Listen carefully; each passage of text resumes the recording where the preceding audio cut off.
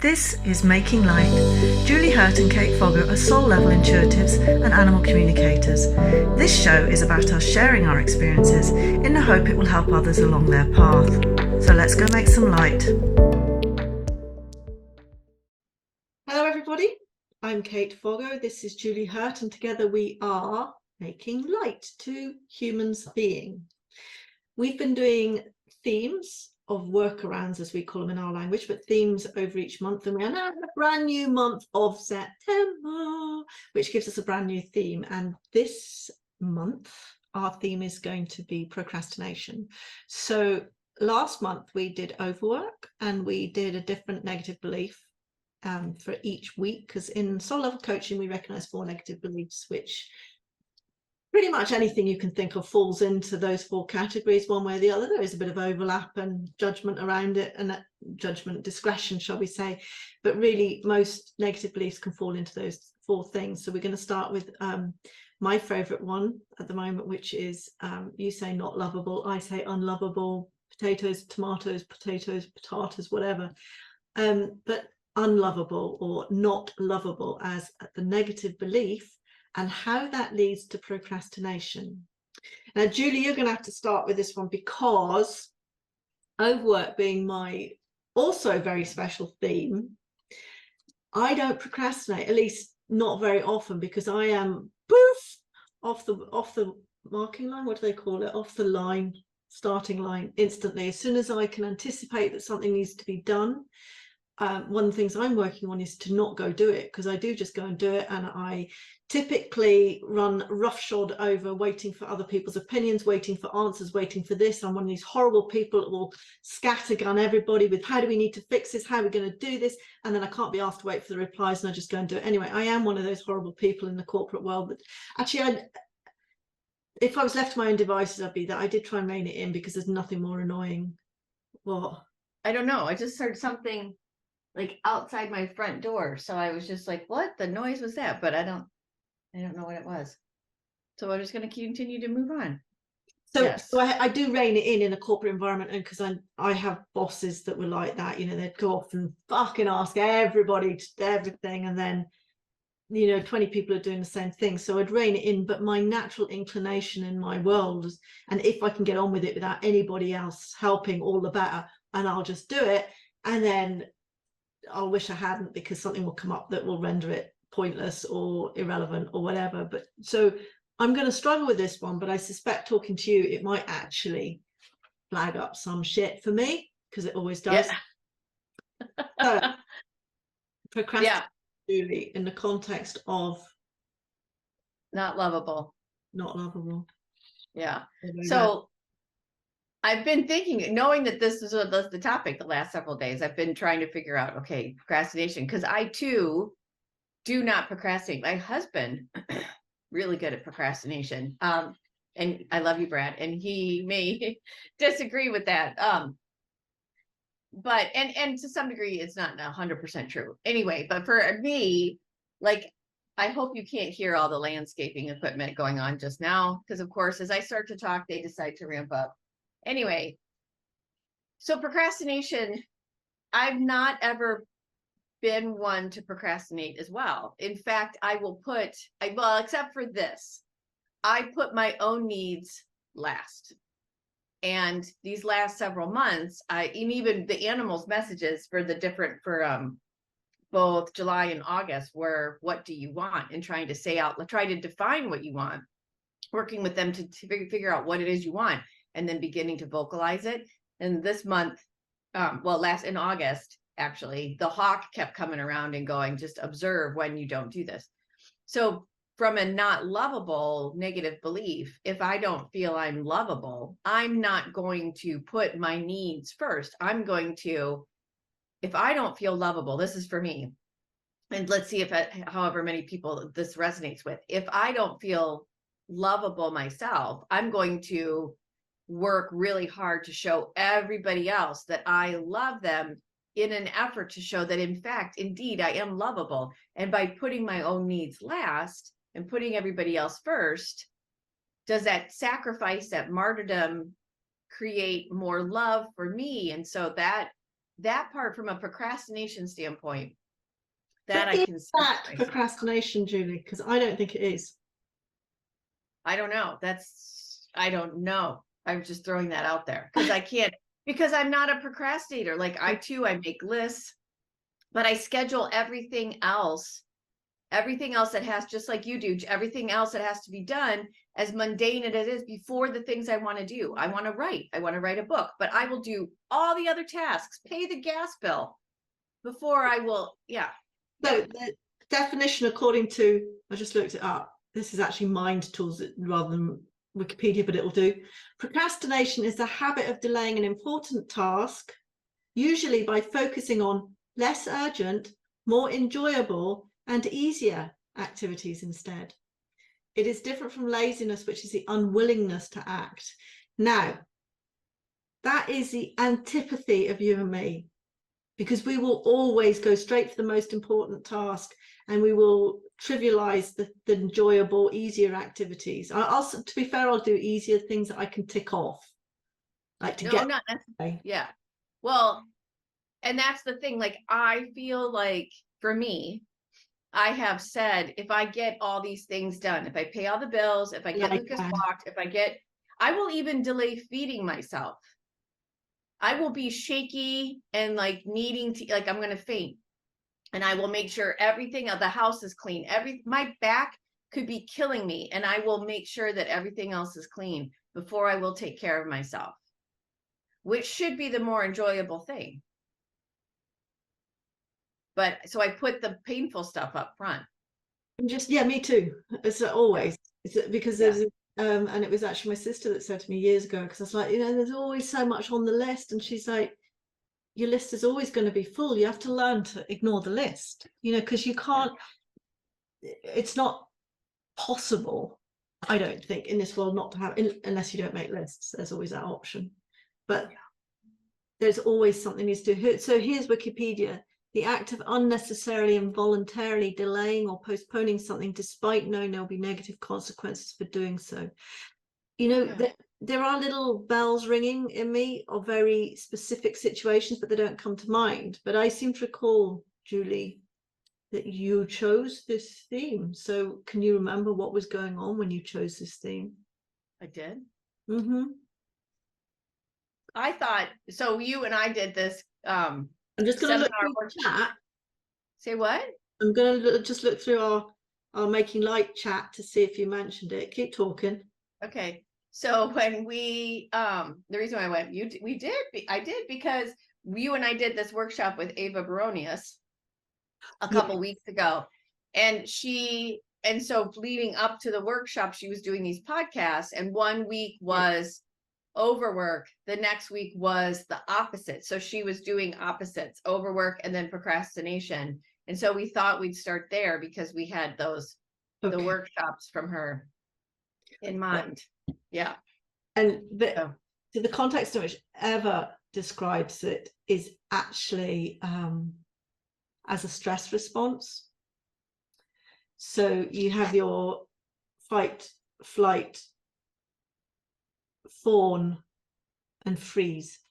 So the procrastination is the freeze response, or rather, procrastination is typically what freeze manifests as, and when people won't actually take any action because they're afraid usually of the consequences of doing it and afraid of not doing it, and they're just sort of stuck in.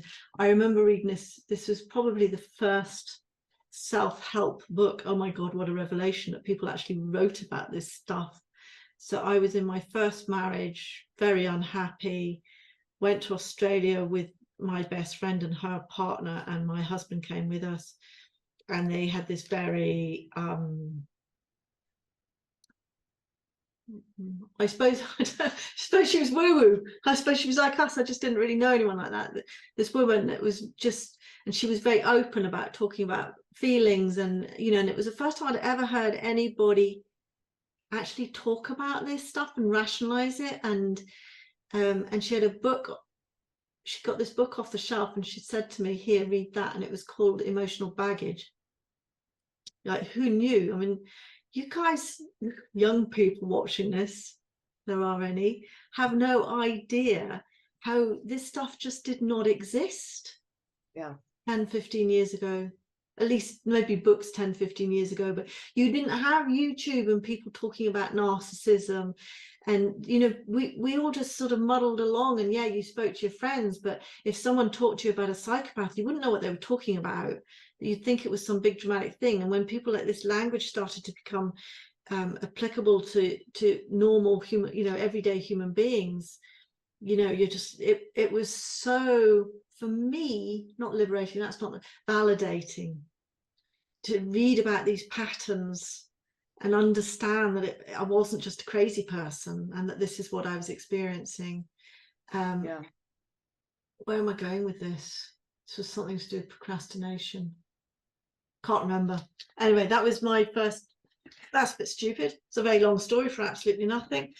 But that was, there must be a point to this, Julie. Can't remember. My brain's procrastinating. Yeah.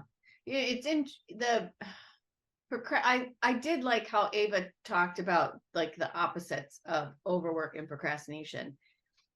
And it's not, and I can see, for me, I can see going down a road of, well, I will always put all this, I will do all this extra work and I will do all this stuff. And then maybe if there's time left over, I will spend time on me, on any of the negative beliefs.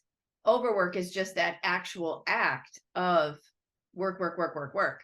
The procrastination, to me, what I find interesting that she pulled them apart is because there's almost for me, I can see both behaviors happening sometimes at the same time. The motivation or the trigger response, at least the protection mechanism that gets deployed, is because of whatever's going on at the time.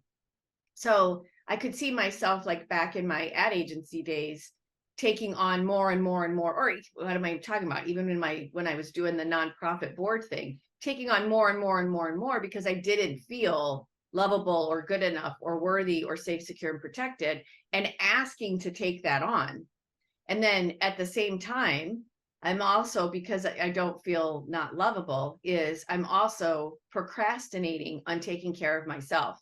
Like this latest thing with the nonprofit board that I was chairing, my health was deteriorating. My sleep was deteriorating. My sense of self was like, all these things were deteriorating. And I was procrastinating on taking action to make sure I was putting myself first. So I can see how both kind of happen at the same time. And the thought process, there's just nuances in the thought process. This is how I would say complicated, but intrinsic or ingrained these feelings, these negative beliefs can be. And we really have to really sift those threads apart in order to understand what we're doing and why. Yeah. Oh. And I've remembered my thread actually. And oh, good. So this book identified like different character traits, which again, as I say, was just really validating for some, you know, for me at that time, because I was very unhappy in my marriage and I wasn't, well, a lot of things, you know, am I entitled to more happiness? Why am I not happy? What's really wrong with me? What's really, you know, because, you know, there wasn't, my husband didn't beat me, you know, all these things about what am I entitled to? What are my responsibilities here and all that. And what this, and I can't remember what personality type I was, but reading about it, I was like, oh my God, that's me.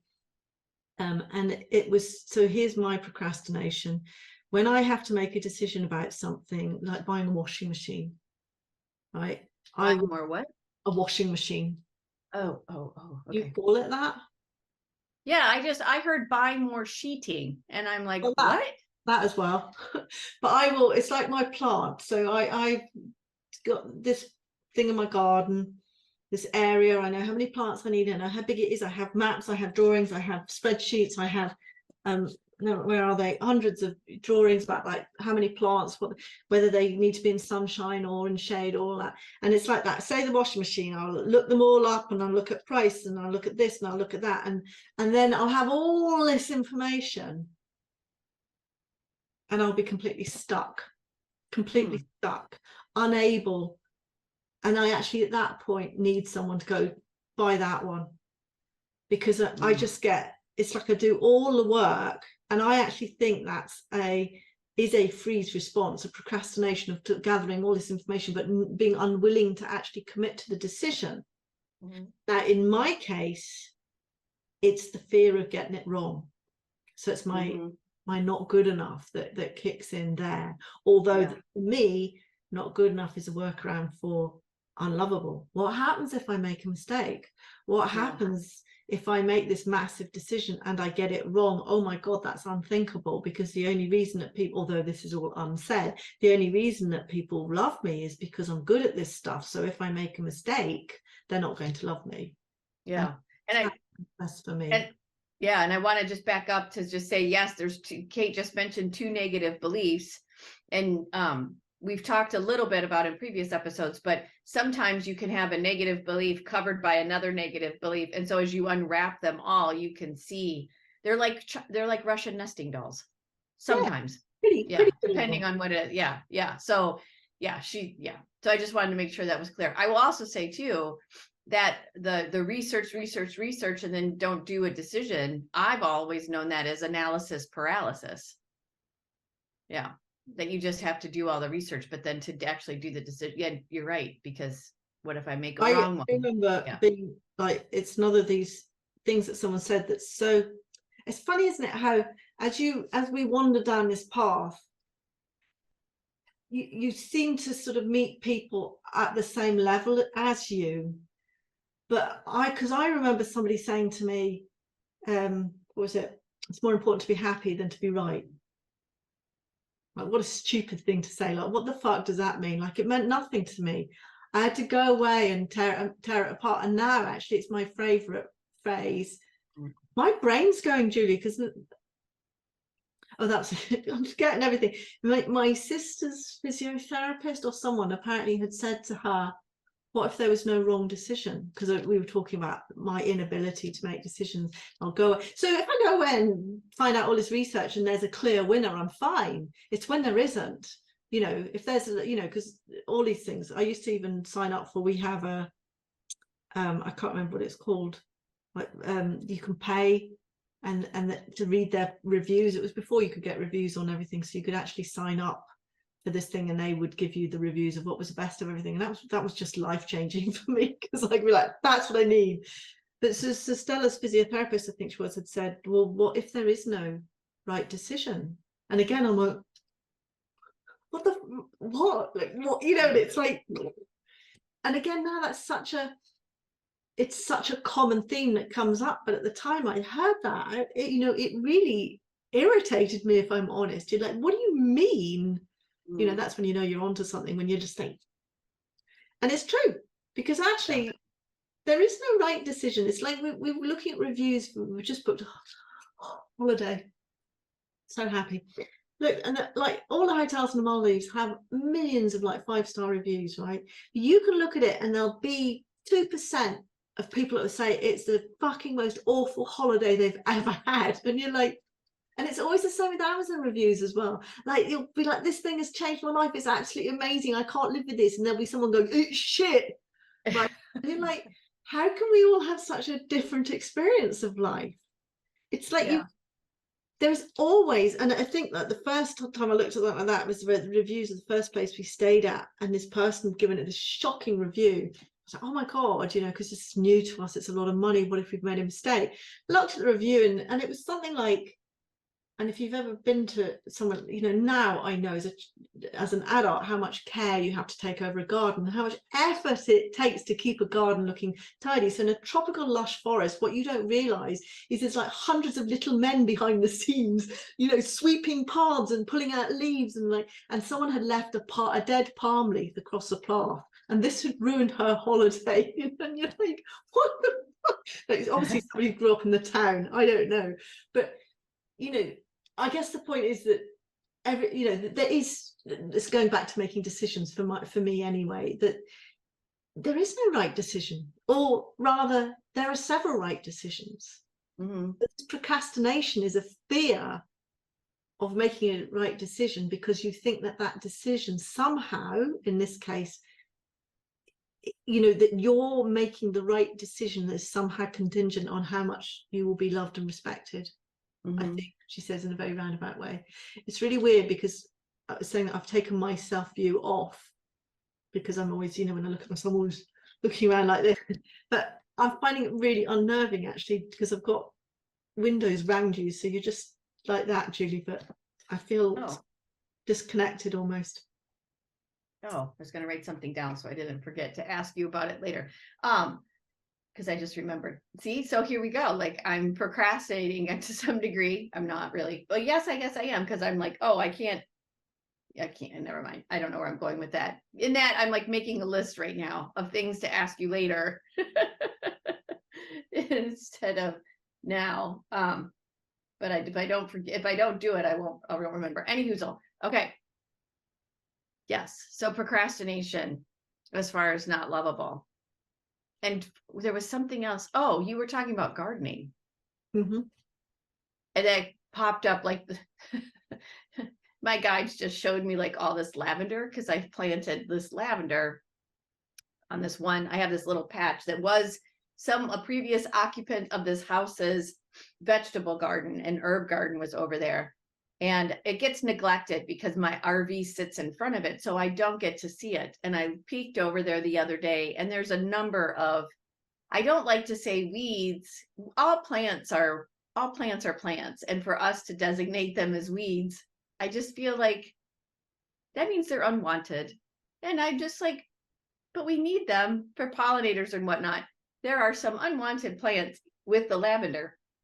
And I went to go pull them because every time it's not been raining a whole lot here. And so when it does, I'm like, oh, this is the time to pull, because it's easier to pull weeds when it's raining. And I went over there and I realized that several of the had unwanted plants, had been eaten, because you can see that they've been nipped off by the deer. And I'm like, oh, because deer won't eat lavender. They don't like anything that has a really strong fragrance to it. So unlike my impatiens that they pruned for me the other week, because I had been forgetting to put my extra garlic scapes. When you snap off a garlic steak, like that's part you can't use, I was putting in the flowers. It was working great. And then I forgot. So garlic scapes. So I don't know if it's like as garlic grows, these are the bits that come up out of the ground. Someone will have to tell me. I will have to Google this. I do not know what a garlic scape is. All I know, this is my first year in having them, because we subscribe to the farm that's nearby and get fresh produce every week. And so when the garlic scapes were there at the beginning of the season, oh, no, I was going to say, oh, shoot, I thought I'd made the wrong pesto lesson. I did not. Anyway, you can only use so much of the scape, which is this long green twirly thing, because some of it is just so fibrous you can't eat it. So that part, because it still smells like garlic, I was putting in my flower beds and it worked like a charm. And then we didn't get garlic scapes, so then I didn't put fresh ones, and they pruned my impatiens. Anyway, but I noticed that they decided to, in my lavender bed, they've been eating the weeds. And so I thought, well, why would I pull them now? I'll just wait till fall. So, but that's procrastination too.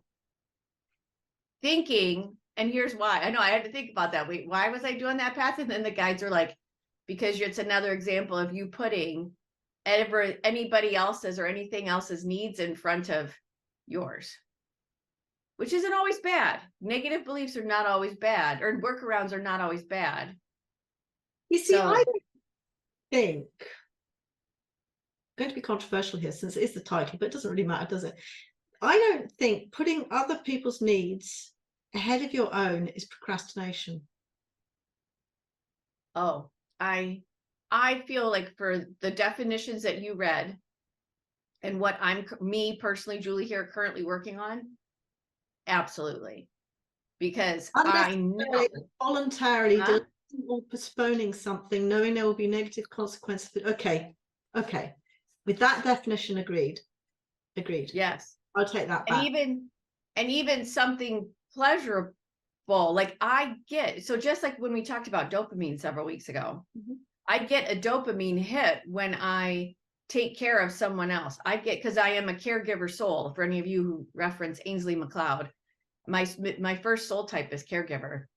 So I get a dopamine hit anytime I take care of anybody or anything to some degree before myself.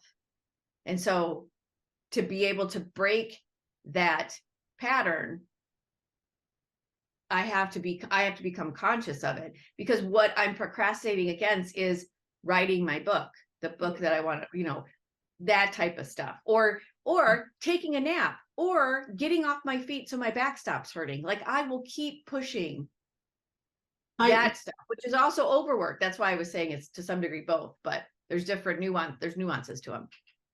I'm seeing it now. Yes. Okay. And I'm seeing it actually, so here's the difference. Like you, it's not so much that I get dopamine out of taking care of people. It's more that I cannot not do something that I think needs to be done. It's too uncomfortable for me. So it's not that I get a kick out of doing it, it's just too uncomfortable for me not to be doing what I should be doing. So there's that element of it. But if in my work, because like most people in the corporate world, there was so much reactive work. So I would have a pet project or a big job that needed doing, that probably was something that actually inspired me about actually changing how we worked, or doing something bigger, something inspiring. Never got to it because you're so busy firefighting the whole time. And I would find that if my day-to-day fire, for whatever reason, internet went down, whatever, I wasn't reacting, and I actually had the bandwidth to start working on the big job, at that point I would start procrastinating, because I'm so used to I get a dopamine fix from fixing something. It's not out of serving people necessarily, but ticking something off a list, I get a little poof in that, you know. It's so at that point I would start procrastination. I'd start picking off easy jobs, because under the guise that, partly because in my defense, not that I need to defend myself, of course, that's my unworthy coming up, is these jobs would require time, not even so much effort, but time and concentration and research and getting into it. They weren't quick fix things, and you'd be like, I'll just get stuck in that, and then some shit will come up and I'll never, so there would be this, like, there's no point doing it now, I'll start it tomorrow and I've got the whole day. And of course that would never happen. But that would, to me, there is a definite procrastination. This job is too big for me to start now. It's too important. I'm going to get distracted. I need more time for it. And it's the same I found with doing my business, actually, with the website as well. If you remember going through the business course, I was really smug about that, Julie. I thought it'd be really easy, because basically in our business course, what Danielle did was made us get a website up with a certain number of pages, contact, prices. She had all these stipulations, and the idea was that when we finished the course, you had it all there. There was no excuse in the world for you not to be in business. And I thought it would be pish easy, because I'm quite technical, at least I think I was. But as you and I both know, there's a lot more going on than just the technical stuff. It's actually about putting yourself out there, which is a lot harder than you think, even if you don't think it's an issue. I procrastinated so much about that, but also because actually technically I found it very challenging as well, and I wasn't expecting it. So I'd be like, I'll wait until I've got enough time to focus on it, or I'll wait until I've got, and I'd be picking off all the easy wins, and then eventually, and then when I'd actually do it, it would actually be not that big a deal at all. But if there was something that I felt required energy, effort, focus, that I didn't feel able to give it 100%. Like, I can't do a half-assed job. That's not a workaround. I can't just go, we'll just give it a shot and see what happens. So there, at that point, I would move into procrastination. Pick off anything, make up shit that needed to be done, rather than start a big serious task that actually I might be judged on. Yeah. And that I will just comment back. That class was hard for me, because I thought, I too was smug, because I thought, why have an advertising? I tell people all the time how to launch their businesses, right? I tell people all the time which way to go with the new product. I tell people all the time about the audience, all the advertising things, marketing, that promotional part of the 4 marketing P's. I was all over it. Woo, come to do it myself. No way. That was, yeah. And I tell people all the time, that's actually the best business class I've ever taken, because it gets you past your own emotional stuff. Because I don't care what business you're going to do. I watch all these people on Shark Tank put themselves out there. That used to be my favorite show. I used to find so many holistic products on Shark Tank. Anyway, but being able to get to that point where they're actually putting themselves in front of those 4 judges. Is Holy that like buckets. is that like Dragon's Den here? I don't know. It's where you go, you ask for investors. Yeah. Okay. I Yeah. won't watch stuff like that. Sorry, it's too stressful. Oh, I loved it because it gave, for me at the time, Shark Tank talked a lot about, we're like totally off topic, but it Oh, told Shark Tank. I thought you said Shark Tank. Take. I was like, Oh no, Shark Tank. Yeah. It just talked a lot about business and what it took for people, and then valuation. I still don't quite understand all the valuation, but then even just some of the products. Like I found a really cool holistic deodorant. I found some cool dog stuff. I loved it. I haven't watched it in years, but because I don't have live TV. Okay, I'm off topic. Anyway, procrastination and not lovable. this is very interesting. So excuse me looking aside. So I looked up procrastination on Wikipedia, and that's where it has the definition that distress is often linked to procrastination. Don't know. Okay, blah blah blah. But there is this concept of delayed gratification, and that's what caught my eye. A study of the behavioral patterns of pigeons through delayed gratification suggests procrastination is not unique to humans, but can be observed in some other animals. There are experiments finding clear evidence for procrastination among pigeons, which show that pigeons tend to choose a complex but delayed task rather than an easy but hurry up one. That's not procrastination. They choose a complex but delayed task rather than an easy but hurry up one. That's the opposite. Anyway, it's interesting, but that's counterintuitive, isn't it? Because the procrastination would be choose the easy task. Well, it depends on how they may want to get the hard one out of the way. Because isn't procrastination about delaying pleasure? Possibly. No. Or putting pleasure first, I should say. Right? I don't know. Yes. I think it One depends. element of procrastination is I'll do this, and I'll do this easier task that brings me joy because there's another task that's not going to bring me joy and is going to be really difficult. Yeah. So I'm now getting confused. Delayed gratification is the opposite of procrastination then.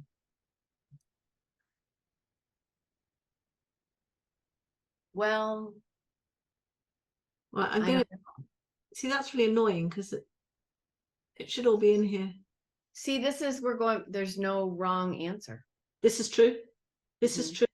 Right. So this says, from a cultural and social perspective, students from Western and non-Western cultures are found to exhibit academic procrastination, but for different reasons. In Western cultures, they procrastinate in order to avoid doing worse than they have done before, or failing to learn as much as they should have. Whereas, so they're putting off finding out their shit. But students from non-Western cultures tend to procrastinate in order to avoid looking incompetent or demonstrating a lack of ability. I'm not sure that's okay. This is not a good page. It's very badly written, and I don't understand it. You see, that made sense to me. Sorry. Did it? Explain. Yeah. The non-Western part, in order to not appear incompetent. Agreed. I'm not going to. I don't know how to do it, and I don't want to look like a fool. How is that different from the other one? I don't see. How do I say this? Okay, wait. Read the other one again. I closed it because it's so. Here we go. Students from Western cultures tend to procrastinate in order to avoid doing worse than they have done before. Yeah. Or failing to learn as much as they should have. Yeah. We don't necessarily want to learn anything new because we don't want to show that they're both sides of the incompetence coin to some degree. Okay. I just have to say that Lucas just had gas and oh my God. Like, dude, what the heck? So they're both to me sides of the incompetence coin. Western culture, we don't want to show, in learning something new, it would show that we don't already know everything. Okay. In non-Western culture,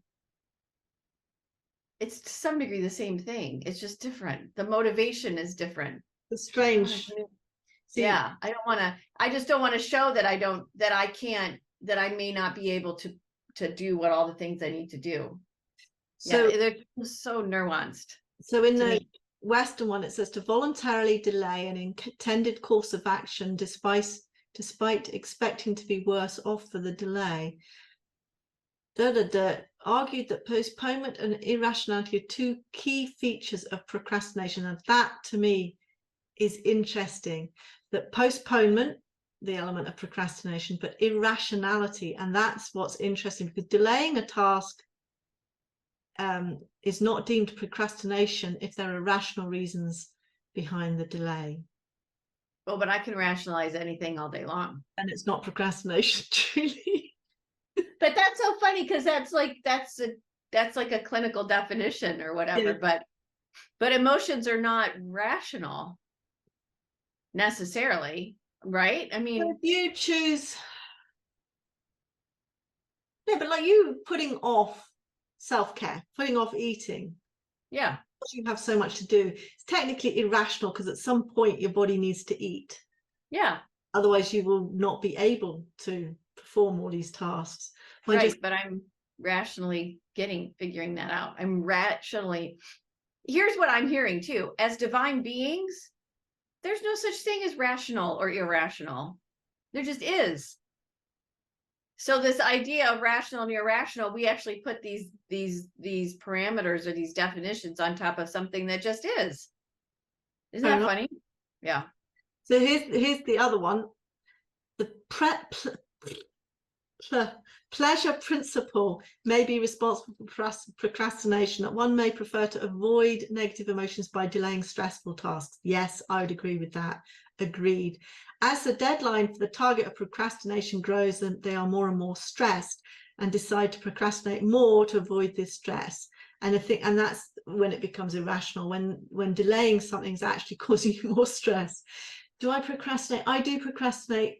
There are some tasks that I procrastinate over, and it's because they are unpleasant, and it will be when the voice telling me that I should be doing it gets louder than the voice that doesn't want to do it. One of the key things for me for that would be phoning workmen for something that needs to be done. Yeah. I just hate it. I don't know why. I do know why. Bless you.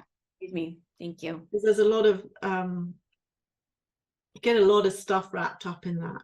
You know, why do I have to do it? Why can't Gary do it? Gary always expects me to do it. Why should I have to talk to men? It's always difficult for a woman to talk to the man. Men are always going to take the piss out of the women, and they're always going to charge me more. And now I've got a big house, everybody thinks I'm really rich, and therefore, you know, up there. So I'll put it off and put it off and put it off, and then eventually I'll just do it. Like I'll do it without thinking. I'll just go, right, you know, and I'll just do it. Those sort of things I will procrastinate over, but they aren't in my mind life and death. Like in my mind, I will have some reasonable timeline by which it needs to be achieved, which reminds me, I have about 3 of them on my list. Excuse me, at the moment. Yeah. Weird, isn't it? Yeah. Yeah. It's just understanding, I think, that the recognition when we're procrastinating. And I would even suggest recognition of it vis-a-vis the overworking, just knowing that that's how Ava had positioned it. And I find that positioning interesting too. But knowing when what I'm I guess for me, what am I putting off and why? Yeah, why? I think why is the big thing. Because for most people, it'll be because I don't want to do it, or because I'm scared of getting it wrong, scared of making the wrong decision. And those are the things that if you evaluate them, that's really where you get to the, oh my God, what if I got it wrong? It's like, so what? Why are we so, it's more important to be happy than to be right. What? Yeah. Yeah. And for me, it's just from a not lovable perspective, it's just more about, I just overload on making sure that everybody else is taking care of it for me, because I'm not lovable. So I will over the love for others and continually keep mine at bay, thinking if I can prove that I'm love being of others, then they will see me as lovable. And what a red herring. So trapped up in it. Huh? I was thinking about that. What a red herring that is. That if I am good to everybody and kind to everybody, then they will never mistreat me. And it's just nonsense. It's total nonsense. Yeah. Sorry. This is one of my workarounds with workmen again. Like, so these, I guess, the significant workmen are people that you interact with because you need some service from them, but you don't really have a relationship with them per se. And I always think if I'm kind and I'm fair and I'm just, then they won't shit on me. And actually, it's my behavior is largely irrelevant. They'll either do a really good job or they won't.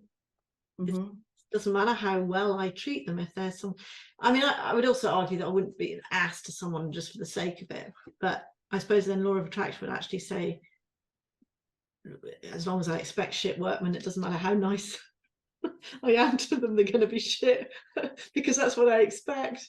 Yeah. It's a mind. Yeah. Oh, all the things. There's another element here about procrastination is often associated with perfectionism. Because its tendency to negatively evaluate outcomes based on one's own performance, therefore an intense fear and avoidance of evaluation of one's abilities by others. So you avoid doing it because you don't think you're going to be able to do it well enough. I think that's what that's saying. Yeah, I would say for me, that's going to hit the not good enough conversation for procrastination. Agreed. Yeah, to dive into that. So we shall make a note and revert back to that one. Yeah. So I'm a bit worried now, Julie, although this is interesting. I don't know how this theme will cover for another 3 weeks of talking, but then maybe something will happen. Oh, now don't procrastinate on that exploration there. We will get there. I mean, look, we found stuff today. And it'd be interesting to hear from others too, you know, on procrastination. Knowing now that this is the theme for September, it would be interesting to hear from all of our wonderful readers about what procrastination means to them. What procrastination behaviors are they putting into place? Why? Can you see why? What is the underlying reason why you procrastinate? And perhaps if people decide to post comments and whatnot, Kate and I can even help you ladder it back to a negative belief if you're not 100% sure which one it's triggering, but you just know procrastination is a thing for you. So let us know in the comments and we can ask the guides even too. You just would have to wait until the next episode to figure out what is going on. But that would be awesome to do too. We'll just put it out there. I'd actually forgotten that. You can do that. We can do that next week anyway. If we don't actually have topics, we can just ask the guides to give us, remind us of situations where we will have procrastinated. Yeah. Which is what I did this morning, because it was like, oh yeah, see you, self-care. Everybody else care? Your self-cares down the hall around the corner. And yeah. Cool. Okay, well then I think we're going to end it there this week. So thank you so much for tuning in again this week to Making Light to Humans Being. With me, as always, is Kate Foggo, and I'm Julie Hirt. You can subscribe to this channel, please do, so that others can find us. We're really close to 100 subscribers, so please hit that subscribe button and share it with all your friends and family and whatnot, particularly those who are procrastinating, and we can have some really awesome conversations. If you do have comments or want to understand what's going on with you from a procrastination perspective, put your story and what you're doing in the comments, and we can consult the guides in next week's episode. You can also hit that bell to get reminders of when we have a new episode, and you can follow us on Facebook and Instagram, and you can check out each one of our own social media website stuff too. Everything's in the show notes. So again, this is Making Light to Humans Being, and we will see you here again next week. Thank you so much for being here.